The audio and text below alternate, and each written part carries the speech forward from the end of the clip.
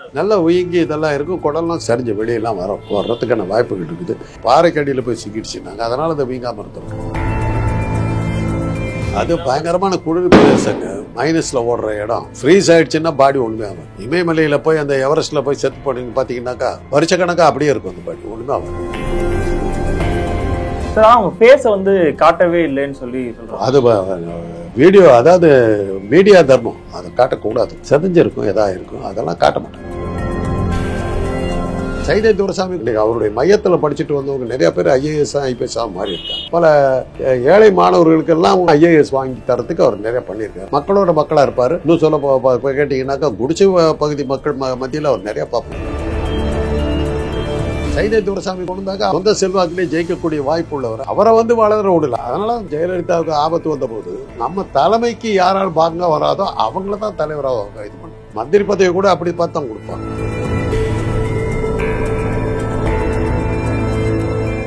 Sir வணக்கம் sir. Saidai துரைசாமியின் மகனோட உடலை வந்து கண்டுபிடிச்சு கூட்டிட்டு வந்து நல்லடக்கம் பண்ணியிருக்காங்க சார். ஸோ நேற்று அந்த இடத்துக்கு போய் பார்க்கும்போது தான் தெரியுது அவ்வளோ மக்கள் கூட்டம் அந்த இடத்துல இருக்காங்கன்னு சொல்லும்போது, ஸோ அந்த சைதை துரைசாமி அவர்கள் யாரு சார்? அவரும் மேயராக இருந்தவர், அதிமுகவில் ஒரு பெரிய தலைவர்கள் ஒருத்தராக இருந்தவர், நல்ல செல்வாக்குள்ள மனிதர். அவர் மேயராக இருந்தபோது பல நல்ல காரியங்கள் செய்து நல்ல பேர்லாம் வாங்கியிருக்காரு. எல்லாத்த விட அவருடைய இது என்னன்னாக்கா, அவர் வந்து ஒரு கல்வி நிலையம் அமைச்சு ஐஏஎஸ் ஐபிஎஸ் அதிகாரிகளுக்கு பயிற்சி கொடுக்குற மையத்தை ஆரம்பித்தார். இன்றைக்கி அவருடைய மையத்தில் படிச்சுட்டு வந்தவங்க நிறையா பேர் ஐஏஎஸ் ஐபிஎஸ்ஸாக மாறியிருக்காங்க. அந்த அளவுக்கு அவர் வந்து சேவைகள் செஞ்சுருக்காரு.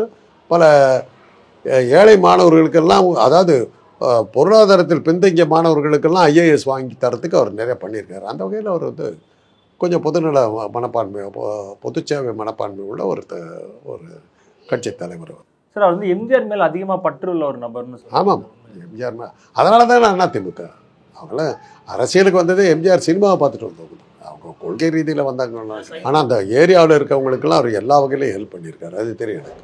அங்கே நடக்கிற திருமணங்களுக்கெல்லாம் வருவார், மணமக்களுக்கு பரிசெல்லாம் பணமும் பொருளும் வழங்கிட்டு போகிறத நான் கண்ணால் பார்த்துருக்கேன். அந்த அளவுக்கு அவர் அந்த ஊரில் பண்ணியிருக்கார். அவர் ஒன்றும் அரசியல் ரீதியாக அவர் வந்து பெருசாக ஒன்றும் பண்ணதான் எனக்கு தெரியல. சேவைகள் மூலமாக தான் வந்தார். பல சேவைகள் செஞ்சார், மக்களோட மக்களாக இருப்பார். இன்னும் சொல்ல கேட்டிங்கன்னாக்கா குடிசை பகுதி மக்கள் மத்தியில் அவர் நிறையா பாப்புலராக இருந்தார். அவர் மேயராக இருந்து நிறையா பண்ணியிருக்காரு. ஏன்னா அவர் வந்து இப்போ என்னன்னா சார், அடிப்படையில இருந்து அவர் வந்து கட்சியில் இருந்து வந்தவர்ன்ற மாதிரியான ஒரு டாக் தான் போயிட்டு இருக்கு. அப்படி இருக்கும்போது அவர் ஏன் வெளியே தெரியல அப்படின்றது ஒரு கேள்வியா இருக்கு சார். ஜெயலலிதா அவர்களுக்கு பிறகு ஜெயலலிதா கூட இருந்து அவர் தான் வந்து இலவச உணவு திட்டத்தில் 1 ரூபாய் இட்லி வந்து அவர் தான் கொண்டு வந்ததா சொல்றாங்க சார். நீங்கள் சொல்கிற அதே பாயிண்ட் தான். அவருக்கு மக்கள் மத்தியில் செல்வாக்கு இருந்தது. மக்கள் மத்தியில் செல்வாக்கு இருக்கிற ஒருத்தர் வந்து வளர்த்துவாங்களா? இப்போ வந்து ஜெயலலிதாவுக்கு ஆபத்து வந்தபோது தம்பிதுரை தான் வருவாருன்னாங்க. அவர் தான் டெல்லியில் செல்வாக்குள்ளவர் வருவார், இல்லாட்டி பொன்னையை வருவாருன்னாங்க. 2 பேருமே வரலையே. நம்ம கேள்வியே படாத பன்னீர்செல்வம் வந்தார். செலக்ட் பண்ணாங்க. இறங்குனா இறங்கணும், போனா போயிடணும், உட்காருனா உட்காரணுங்கிற மாதிரி ஆளுங்களை அவங்க தேடினாங்க. பன்னீர்செல்வம் கிடைச்சார். அதே மாதிரி ஐடியாவில் தான் பழனிசாமி சசிகலா தேர்ந்தெடுத்த விளைவை நீங்கள் பார்த்துக்கீங்க. உட்காருனா காலில் உளுந்து கிடந்தார். அதை நம்பிட்டு சசிகலா நம்பி ஏமாந்தாங்க.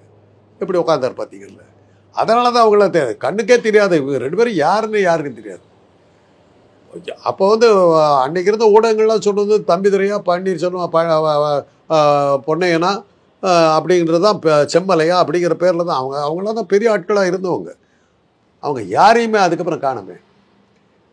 அதே தான் சைதை துரைசாமி. அவர் சொந்த செல்வாக்கு உள்ளவர். வந்து உட்காந்தாருன்னா அவர் வந்து மக்கள் செல்வாக்கிலே அவர் ஜெயிச்சுட்டு வந்துடுவார்.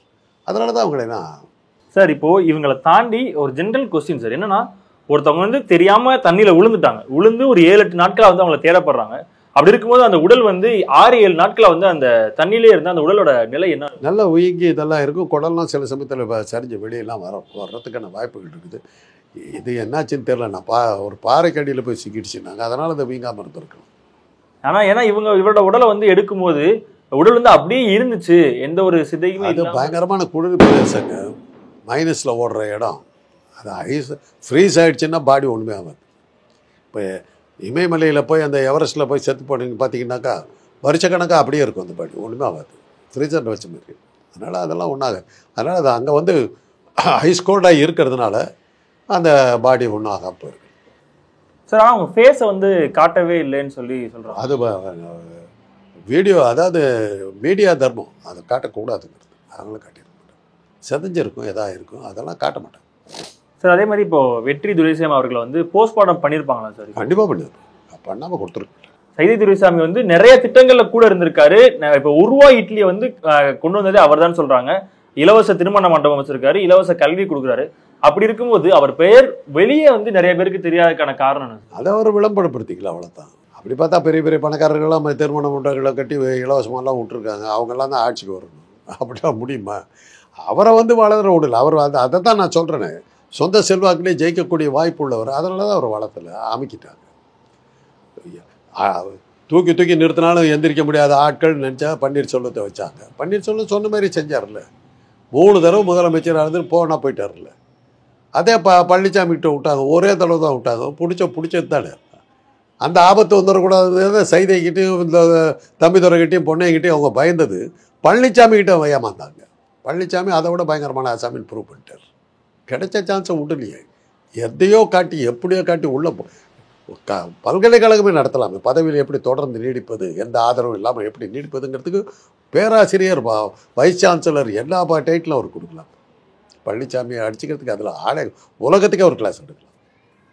சார் அது எப்படி சார் ஒரு தலைவர் வந்து சூஸ் பண்ணுறாங்க? ஏன்னா ஒரு பொறுப்பு இருக்கணும், மக்கள் மத்தியில் ஒரு பெயர் இருக்கணும், ஒரு செல்வாக்கு இருக்கணும், அப்படிப்பட்ட ஆட்களை தான் அடுத்த தலைவர்லாம். அந்த காலங்க அந்த தைரியமெல்லாம் அண்ணா மாதிரி பெரியார் மாதிரி ஆட்களுக்கு தான் இருந்தது. அண்ணா வந்து தனக்கு எத்தனை தடவை நானே சீஃப் இது பொதுச் செயலாளராக இருக்கிறது, ஒரு இளைஞர் ஒருத்தர் வரணும் அப்படின்னு சொல்லிட்டு இது பண்ணும்போது நாவலரை உட்கார வச்சார். உட்கார வச்சுட்டு, தம்பி வா, தலைமையாக இருக்க வா, உன் தலைமையின் கீழ் பணிபுரிவதை நான் பெரிய இதாக கருதுகிறேன், பெருமையாக கருதுகிறேன்னு சொல்லிட்டு அவரே உட்கார வச்சார். அந்த தைரியம் இருந்தது. ஏன்னா மக்கள் நம்மளை விட்டு போக மாட்டாங்கங்கிற தைரியம் அவருக்கு இருந்தது. அந்த தைரியமுள்ள தலைமை இன்றைக்கி யாருமே இல்லையே. விட்டா போச்சு, சீட்டை விட்டு சிறுநீர் கழிக்கிறதுக்கு போனால் கூட நம்ம சீட்டு போயிடுன்னு சீட்லேயே சிறுநீர் கழிக்கிறவங்களாம் இருக்காங்க. அந்த அளவுக்கு ஆபத்தான சூழ்நிலை. இன்றைக்கி அதெல்லாம் முடியாது. மக்களுடைய ஆதரவை பெற்றுக்கிட்டு கட்சி தொண்டருடைய ஏகபத்த ஆதரவை பெற்ற தலைவர்கள் யார் இருக்கிறார்? யார்? அதனால தான் தான் பொண்டாட்டி, தான் புள்ள, தான் மச்சான், தான் பேரன் அப்படின்னு கொண்டு வரதுக்கு என்ன காரணம்? அதான் காரணம். சார் குடும்பத்தினர் சார்ந்து இல்லாமலாலும் அதிமுக வந்து பார்த்தீங்கன்னா ஒரு தலைமைக்கு போகிறாங்க, அடுத்த ஒரு தலைமையை சூஸ் பண்ணுறதுக்கு எந்த ஒரு இதுவுமே இல்லாமல் யாரோ ஒருத்தர் வந்து டக்குன்னு தலைமையாக கொண்டு வராங்க சார். ஸோ அது எப்படி சார் செலக்ட் பண்ணுறாங்க? அதுக்கு காரணம் என்னென்னா அவங்களுடைய எம்ஜிஆருக்கும் ஜெயலலிதாவுக்கும் குடும்பம் இல்லாமல் போயிடுச்சு. அதனால தான் அவங்க இதாச்சு. எம்ஜிஆர் அவருடைய உறவுக்காரர்கள் யாருமே கொண்டு வரல. அவங்க அது எம்ஜிஆர் இருக்கிற பெரிய ட்ராபேக் என்னென்னா அவங்க உறவுக்காரர்கள் யாருமே தமிழ்நாட்டோடைய இருக்கலை. அவங்க அண்ணன் சக்கரபாணி குடும்பத்தில் எல்லாமே மலையாளிகள். அதே மாதிரி இவருடைய மனைவி ஜானகியனுடைய குடும்பத்தில் எல்லாருமே மலையாளிகள். இவர் மாத்திரம்தான் தனியாக நின்னார். அதனால் அவர் யாரையுமே கொண்டு வரவில்லை. மலையாளத்தான் வந்துட்டாண்டாங்கிற பேர் வந்துடும். அதே தான் ரஜினிக்கு அதே பிரச்சனை தான். அவருடைய குடும்பத்தில் லதா வந்து ஒரு பிராமணராக போயிட்டாங்க. எல்லாமே கர்நாடகாவை சேர்ந்தவங்களாக இருக்காங்க. அதனால தான் அவரால் அவர் வெளிநாட்டுக்காரர் பேர் வருது. அந்த மாதிரி பேரெல்லாம் இல்லாமல் இருக்கிற இப்போ சைதை துரைசாமி கொண்டு வந்தாக்க அவருடைய நீங்கள் சொல்கிற இத்தனை விஷயத்தை சொல்கிறீங்க, மக்கள் மத்தியில் அதுதானே எடுப்படும். அப்புறம் அவரே வந்து தலைவராக வந்தாக்க எப்படி? அதனால் நம்ம தலைமைக்கு யாரால் பாங்க வராதோ அவங்கள தான் தலைவராக இது பண்ண முடியும். மந்திரி பதவி கூட அப்படி பார்த்து தான் கொடுப்பாங்க. முன்னால் எனக்கு எந்த ஆபத்தும் வந்துடக்கூடாதுன்னு தான் கொடுப்பாங்க. அது எங்களுடைய கவர்மெண்ட் சர்வீஸில் நாங்கள் பார்த்துருக்கோம். இப்போ நீங்கள் சொல்கிற மாதிரி அவங்களுக்கு விருப்பமானவர்களை தான் வந்து அந்த இடத்துல வந்து உட்கார வைக்கிறாங்கன்னு சொல்கிறாங்களே சார், அவங்களே எப்படி சார் திருப்பி அதே ஆட்சி இடத்துக்கு வராங்க? ஆட்சிக்கு வந்து திருப்பி அவங்க எப்படி சார் வராங்க? மக்களுக்கு தெரியாத ஒரு நபரை தான் வந்து உட்கார வைக்கிறாங்கன்னா அவங்களே திருப்பி ஆட்சிக்கு வர்றதுக்கான ஒரு வேளை நம்ம போயிட்டோம்னா நம்ம சொன்ன மாதிரி பேச்செல்லாம் கேட்குற மாதிரி இருக்கணும், நம்ம போகிற மாதிரி இருக்கணுங்கிறதுனால தான் பன்னீர்செல்வத்தை தேர்ந்தெடுத்தாங்க. அவர் அந்த வாக்குறுதியை அவர் நிறைவேற்றினார். கடைசி நிமிஷத்தில் என்ன பண்ணார்? 3வது தடவை போகணும்போது தான் நான் ஏன் போகணுன்னு கேட்டார். அப்போ தான் சசிகலா வந்து ஜெயலலிதா இருந்தவங்கள ஒரு சமைதியாக இருந்தார். சசிகலா வந்த உடனே நான் ஏன் போகணுன்னு கேட்டார். உடனே தான் பழனிசாமி இதை விட பெட்டர் ரெடிமேன்னு சொல்லி அவங்கள கூப்பிட்டு வந்தாங்க. பழனிசாமி பன்னீர்செல்வத்தோட பயங்கரமாக ஆசாமி இது பண்ணிட்டாங்க. இன்றைக்கி வந்து சசிகலாவால் வர முடியலையே. அதுக்கு இன்னொரு காரணம் இருந்தது. பாஜக சசிகலா வர்றதை விரும்பலை. அதுதான் மெயின் காரணம். ஏன்னா எம்எல்ஏக்கள் அத்தனை பேருமே சேர்ந்து ஒரு மனதாக வந்து சசிகலாவை சீஃப் மினிஸ்டர் வந்து தேர்ந்தெடுத்துட்டாங்க. அந்த கவர்னர் பதவி பிரமாணம் செய்ய வைக்க முடியாதுன்னு சொல்லிட்டு சட்டவிரோதமாக நடந்துக்கிட்டார்ல. அது என்ன காரணம்? அமித்ஷா அந்தமா வந்துருச்சுன்னா அதிமுக பலம் வாய்ந்த கட்சியாக மாறிடுச்சுன்னா வம்பா போய்ட்டு நம்ம புடியில் இருக்க மாட்டாங்கிறது அதை சசிகலா வெளியே துரத்துனாங்க. அப்புறம் தான் அந்தம்மா ஜெயிலிருந்து வெளியில் வந்து ஜெயிலையும் தள்ளினாங்க. ஜெயிலிருந்து வெளியே வரும்போது பயங்கரமான க்ரௌடெல்லாம் வந்து சேர்ந்தது. வெளியில் வந்தாக்க இவங்களுக்கு இந்த ஆதரவு இருக்குது தான் வம்புன்னு சொல்லிட்டு இனிமேல் வெளியில் வந்தோன்னா ரைடுன்னாங்க. அந்தம்மா பேசாமல் போயிடுச்சு. அவ்வளோதான். இதெல்லாமே ஒரு ஆதாரம். பாஜகவும் அதிமுகவும் ஒன்று தாங்கிறதுக்கு இதை விட ஆதாரம் இல்லை. Okay sir, thank you sir.